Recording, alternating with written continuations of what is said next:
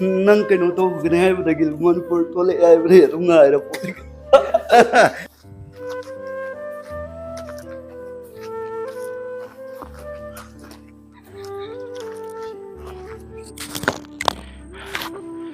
Wah, lagi tinggi di. Wah, betul itu na. Iya.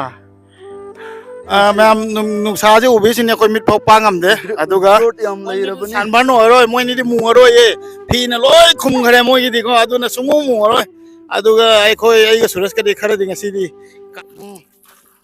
Senabiu apa bi? Puk phabi senabiu. Puk phabi senabiu. Noi na ngasi. Aku siya marawi ni dadala kasi kangau tu naga surprise ni siya ID. Ay nakalisi di ahanbada karida nong matop tagi semaga phone tar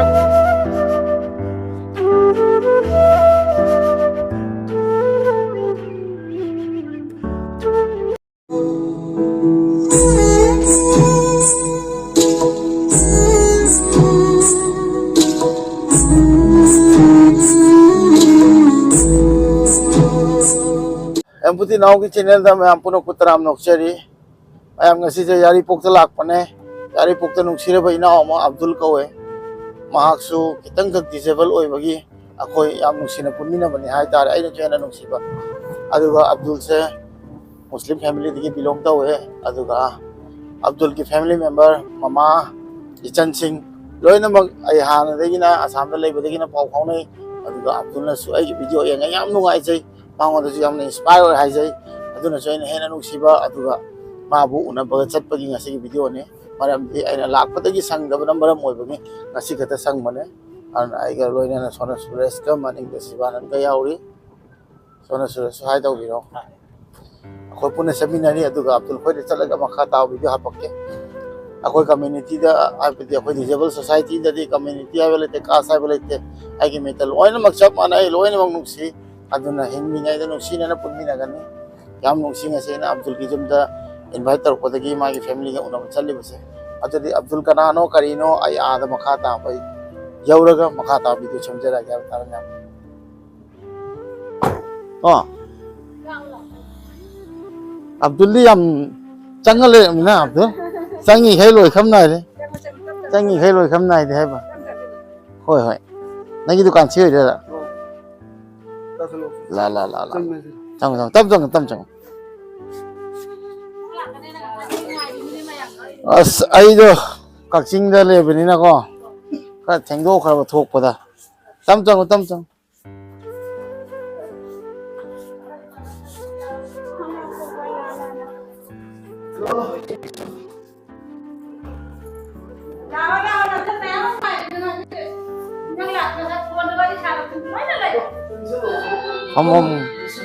Hom tam Abdul क्या कोई ना आया मैंने asai de nang keno to gine hai badagil manpur tole ai bre runga ira poli ai sana चली गई था ना हाँ मामा हो इधर sino anti chang bi sino ima Inder साल oh मैं हम गाय नहीं है बा dam marak se ai si igno de admission to gina chalu ya ba adu tawdi tawraga online da loina process tu tawram ba oja yaudana keno tawdi ya roina reject chat level hujik aduna nom da numit ni humni su luren keno se lok khulai tawra wah hina Abdul do sidla ire ma'am aduga Abdul jo khoi gumna kirang challenging oi life ni akoi roi chap mane ha batare aduna seina ma bu yam unani ko kuira ba aduga mansu ai bu unani bai tare ma khatana ta te mo family lo ne una bai tare ngasi se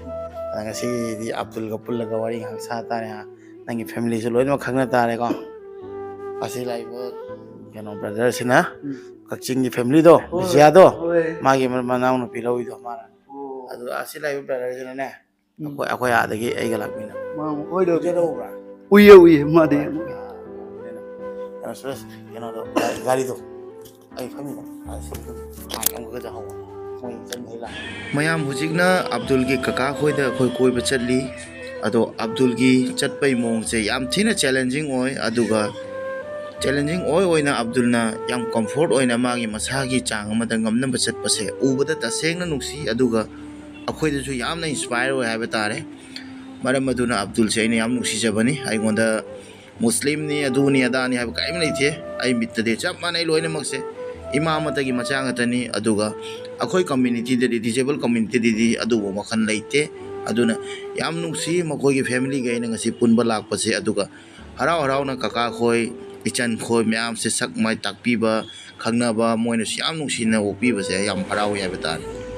Abdul की इचन सिंगनसु याम नुक्सीना अब्दुल से support तौपी अदुना Abdul से याम lucky ने मरमदि मागी मनाव Nipah मचनुपी ma'am अमा लई सुंगार वाते हाबे तारे मयाम चाक चाबा तोगा क्वासु याम हाउना पिजरे अदुगा इचन अनीना अदुगा अब्दुलना मखोगी मफम फजबा मदा कोइबा चलुसी चिंग कारुसी हाइबने अदु आई साउंड से म्याम माइक से कनेक्टेड ओरमदबई साउंड से आई दब तव तारे मरमदि मखोन अमता थोमदरे इचन खोइना याम हराउना पुबिरी हाइबा तारे अदुगा इचन हाइसे ददा लाकपा याम नुंगाई इबुंगना लाकपसे याम थासते अदुगा इबुंगबो खोइना ngasi कोहेनबा पुबसे याम नुसी अदुगा ददाजु इचम चमे याम हरावे युमगी तंग तवे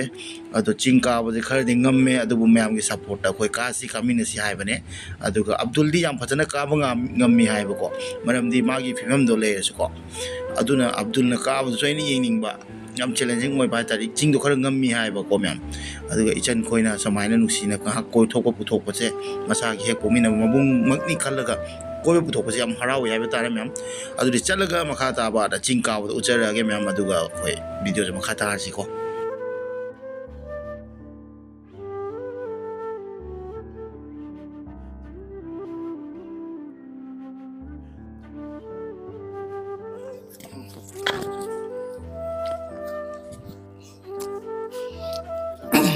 चिंग का हालिकन ना इचन अब्दुल की नुक्सीरबा इचन अनी चिंग का हालिकन मोइना आइजे चाबा तोदि हजम ओइगनबा डाइजेस्ट ओइनबा चिंग का बताइसिनि मोना आइ अदुगा आई चिंग का बताइ को चिंग थौबिरे सोदा साइन वांग खेमदगी नुपाम सामना अब्दुल ने पैसा तिजे पाइ का के का गयो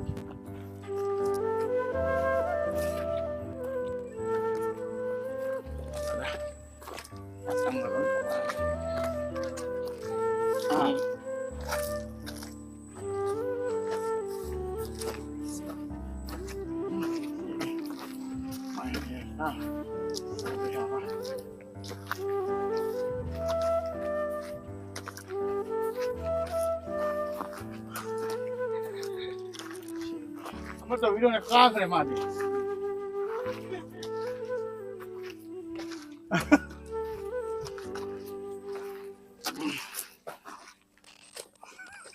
मादी में दोनों video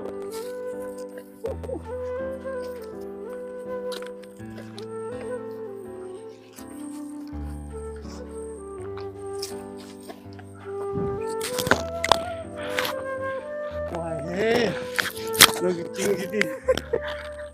oi mau tahu itu mana? Ayah, oi, nang cai le nang,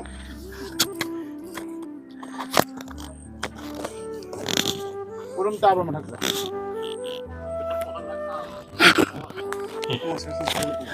यार आएगा मरा Oi, nang tanam mo kay jagi no? Ha? Ay wayo dyan nang ngayon paibi ka talaga. Bye ni, bye.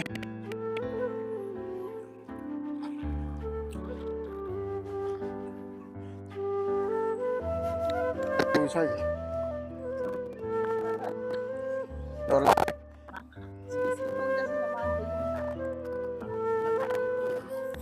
Sipayo. Sige ayo. Kahit problema siya. Dolay ba?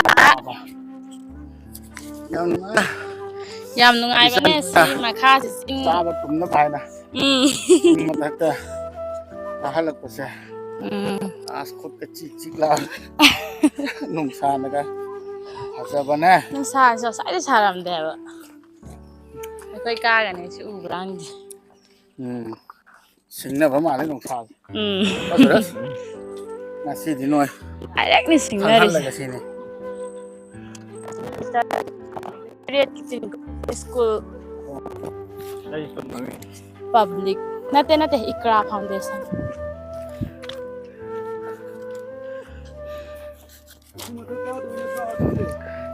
कासी अदुदा वारे हाइसिने गाय ꯀꯩ ꯆꯥꯅꯤꯡꯕ ꯅꯪ ꯅꯪ ꯀꯥꯕ ꯉꯝꯃꯦ ꯍꯥꯏꯅ ꯄꯪꯀꯥ ꯀꯥꯈ꯭ꯔꯒ ꯑꯩꯈꯣꯏ ꯈꯟꯗ꯭ꯔꯤꯗꯣ ꯑꯁ ꯅꯨꯡꯁꯤꯠ ꯂꯥꯛꯄ ꯅꯨꯡꯉꯥꯏꯌꯦ hayo karon side ki kari ꯑꯁꯤꯒꯤ ꯂꯝꯕꯤ ꯍꯥꯏꯒꯤꯁꯦ Ah. ꯑꯁꯤꯒꯤ ꯃꯔꯛꯇꯁꯨ ꯁꯨꯃꯥꯏꯅ ꯀꯣꯏꯔꯒ ꯂꯥꯛꯀꯗꯕꯅꯦꯕ asi sing makhongse sumaya oh asija ꯃꯊꯛꯇ ꯂꯝꯕꯤ ꯑꯃ ꯁꯦꯝꯃꯛꯏꯁꯦ Ah. ꯑꯁꯤꯒꯤꯁꯤꯅ ꯌꯨꯝ ꯇꯥꯔꯛꯀꯗꯧꯔꯤꯕ ꯃꯈꯥ ꯄꯔꯦꯡ ꯑꯁꯤꯒꯤ ꯑꯣ ꯌꯨꯝ ꯅꯤꯐꯨꯃꯨꯛ ꯇꯥꯗꯧꯔꯤꯕ ꯍꯟꯗꯛ ado sida film male ꯑꯗꯨꯒꯤ ꯁꯦꯝꯃꯤꯕ ꯑꯁꯤꯅ ꯑꯗꯣ ꯑꯁꯣꯝꯗ ꯂꯥꯛꯀꯗꯕꯗꯣ ꯆꯤꯡꯈꯣꯡ ꯍꯦꯛ ꯅꯛꯅꯕꯅꯦ ꯂꯝꯕꯤꯗꯨ ꯅꯨꯡꯉꯥꯏꯔꯣꯏꯁꯦ ꯅꯣꯡ ꯆꯨꯕꯅꯤꯅ adi masage karim yaudravani waba haise karim khangdre man tawise video na mai sini se myam waba su khang khang de mau de de ko ka saba jan su wa wa ma sa khang de nang je bungo kamai to hino ne nang bo yang yang na kum thare yang yang ka gi abdul mamai lai rase rom do ing na pham mu se kan de so na mo so na ma di sing ani chana hai ji ko chana na te long ani chana hai de de lai chana ni ngla chunda akoi yam base asam dagi ne ha mai to basi asam dagi ne asam ke proper asam sipsagar dagi ne ba ha mani mani mani ma masjid he is here today at my home meet me koi ni sam aduna mark support to be yo youtuber ne ai support to bola ya abdul support to bola ma nam ai support to sile mage jani ma'am nung sa je ubi sin koi mit pok pangam de aduga yam lai rabani san ban no roi moi ni di mu roi ye phi na loi khum khare moi gi di ko aduna sumu mu roi aduga ai khoi ai ga suraj ka de khara ding si di kar na rally chal boya ka bane adubu nungai ai na ha ga da badi mana si phibam mana si phibam jiga ai khong je ising dong chen madu ma humang phande si phibam jina mana si phau karak pai ja ti nei be mane ai di suraj pai ka rai ni adu yam sai adu view di khupa ja ma ching khai ji yeng bo khop yam nungai san nang si koi ku bi rak pa se mai tom ka sonu su pipiu meram da sai kai manum ri mem hai ji he nang na koi bu pu bi rak pa gi thank you hai ningi adu ga noi na si ajana thong thak na welcome to bi ba se yam harau yam nuksi yari pok ta su ichan myam phangba inau ni pam yam phangba yam harau hai bata dada tung da sula on dak na loi ki ba tau gano lak ke aduga yam phaba ichan mogi magi masi manau ni ko ana khwai han me yam nu na khari jai gal ma wai na hai bani no yam phai yam nuksi ma na khu su jam phai ji di nuksi ta bani sibu ai na hai ri ngai na ma na ai le kai gi na ba to hai do ai na hai ba ngai de kari no ꯐꯥꯅꯤꯡ ꯕꯗꯨ ꯌꯥꯝ ꯐꯥꯅꯤꯡꯉꯦꯕ yam phaning gi banoi se ꯃꯤꯅꯒ ꯐꯩ ꯍꯥꯏꯕꯗ ꯍꯔꯥꯎꯋꯦꯕ oh adugira adudi ai na ai ja makha da fen makha da phamanga myam sak mai khangnaro si sidai muk chalasi habani myam adudi muk chalas Moses support to my YouTube channel. He is the only different person in the YouTube platform. yes In the northeast India. ado ai di english yam khang da nang english yam jet di khang da mai to Oh, so tamodi ngasage Manipur khaktagi natreba Assam da leibani na kho aduna non Manipuri singsina aikoi ju Hindi di haidabani na kara concentration loi sab mane non manipuri hai belai ti loi sab mane lon di mana da mi ni khwai maru ko human ni khoi ko mane sum adu matro loi loi gi chan ga ta ni adu dei du ga ai ngona karim ta wari leite nang su nung se ai ju nung se ni ko nungsi yam nungai ngasi nang si da lak ko ja adu english yam wang sing da noi ko ngoi ko tamoda nang bana hai do ne ꯁꯤꯡꯗ English ꯌꯥꯝ ꯉꯥꯡꯒꯅꯣ Suras la ai gi di se pillar asi da le nang pai du sia gadra masi san ko yani ha gur bol down chaki da na ba याने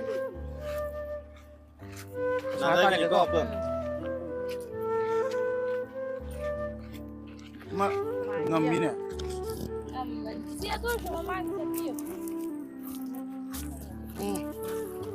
senabiu apabi puk pabi senabiu adaidi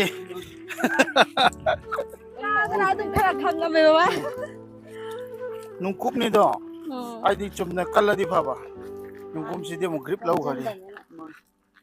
ai de anta jin nong chu ba ra kan ai ki de wan ki na kai chu ba parent thara thaga le ba de so din da ka do da lok pura lai ra ba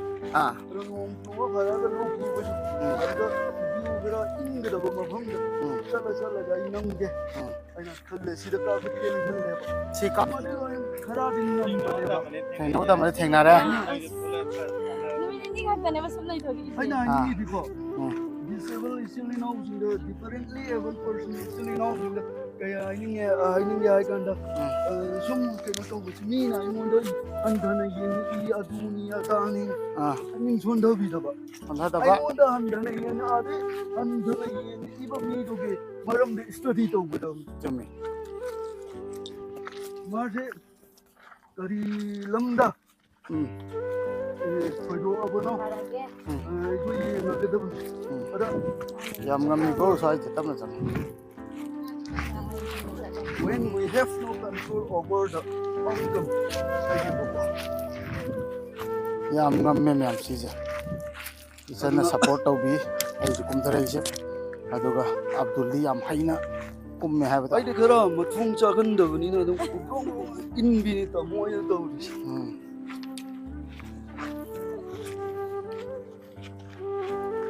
tam tam kum mo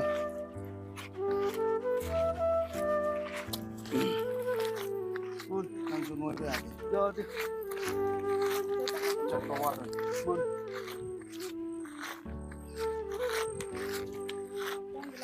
manipula ma tung da han ma ni asana awang ba ka ba hai ta re abdulna magi challenge da saruk ya hol lai mo su ngasi di man khare hanjin khare hai lai ra bani na ko vulnerability is not winning or losing it. It's having the courage and sin when you have no control over the outcome has sabat na ba ko sabat mayam chingka ba loi re chingka ba loi re ga ma khoi hujik amuk abdul khoi ta le asi yari pok ta la ga chinga ngam ba ka ba se yam nuai khrai ba ta le nong sa ma da wa su ai hak sang da kitang ma yam thok ba sa jen ba sak ma nei ga abdul ya ma jan ka ga isan ga ya ma ka ga kasi na ha bro da kasing kar se sik samane ngam ba de ka du kui re amuk ha na serau ba da put chama kai ba adu de lambi pha ba ni na dum ka gi ba sidi lambi do khep khatte do adana sidi ai ngonda yam challenging oi ha ba ta noi ni na pupi raktana si jo ka ra aduga ma to mi su wa za re ma na sena ba gi kom dara ko da ma na pai no ba kai thok ba ka da we ge aduna noi na Aku si siya marawi ni da dala kasi kangau tu naga surprise ni sih kayak ID. ai na khali si de han ba da kali da nong ma top ta gi sema ga phone tarak pa do ID ni ba tu sari. adu ita ma ga ne ba sa da ai na khali si na o it ki da soi da la ni khalu ba Ni ngai ni. adag ita la ne ha da ma sa ita di yum da lai ba da la ni ha i sau na di la oi ma tha za ba di soi da ai ngon da pira i la ka ni hai dai na la ka da mandre bo ga na adwai khalam ni eh la ka de bole la ka da mandre ba na it ma ya da top da ni pi hang ga wari sa ba dai di la da bo in khalu ra me da ba sum sum lam thu re lo sum lam thu re ma tam si la ka da mandre na ha ba do asi khang au da na isi na sanga ga la on hai bo i sau ga khang da ba ka ka sa asam da gi da la ka ni hai na hoi ga na wari sa na khep da la o na ko re ba Ada ini. pa pa ko da pa mung da gi nong jin pung ta ma thoi ba kai ta mi tarak poi da ne ba jak jara po tha na ba to da man bai phu ko da re tu ga yum sit lo bi la ka da yum sit lo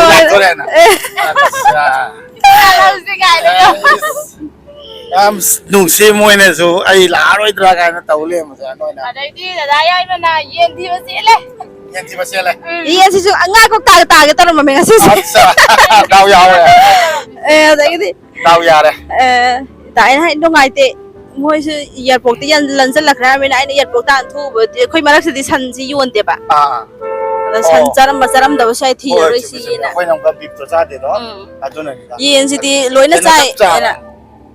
ꯌꯦꯟ ꯂꯣꯏꯅ ꯇꯧꯔꯁꯦꯅ ꯌꯥꯝ ꯍꯥꯎꯅꯩꯁꯨ ꯇꯧꯋꯦ ꯑꯗꯨꯒ ꯌꯥꯝꯅꯁꯨ ꯅꯨꯡꯁꯤ ꯅꯣꯏꯅꯁꯨ ꯑꯩꯉꯣꯟꯗ ꯑꯗꯨꯃꯥꯏꯅ ꯈꯟꯕ ꯇꯧꯅ ꯑꯩꯁꯨ ꯍꯦꯟꯅ ꯆꯠꯅꯤꯡꯉꯤꯅꯦ ꯅꯣꯏ ꯈꯪꯅꯈ꯭ꯔꯦꯗꯅ ꯍꯥꯟꯅꯗꯤ ꯈꯪꯅꯕ ꯍꯥꯟꯅꯗꯩꯁꯨ ꯈꯪꯅꯔꯦꯅ ꯑꯩꯈꯣꯏꯗꯤ ꯁꯤꯗ ꯂꯥꯛꯇ꯭ꯔꯤꯉꯩꯗꯅ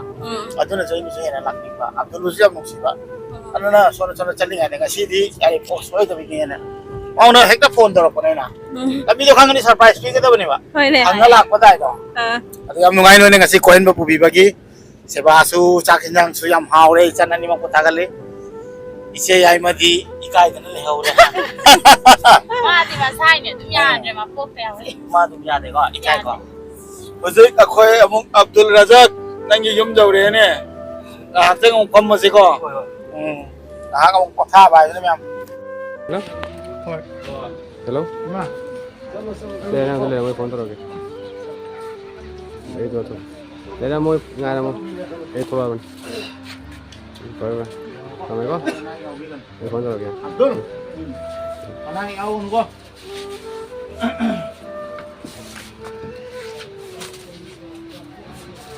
Aja Pilstone to kino. Selalu juga kalau itu akan saya mulai. Tadi top kat mana mereka? Ada tadi yang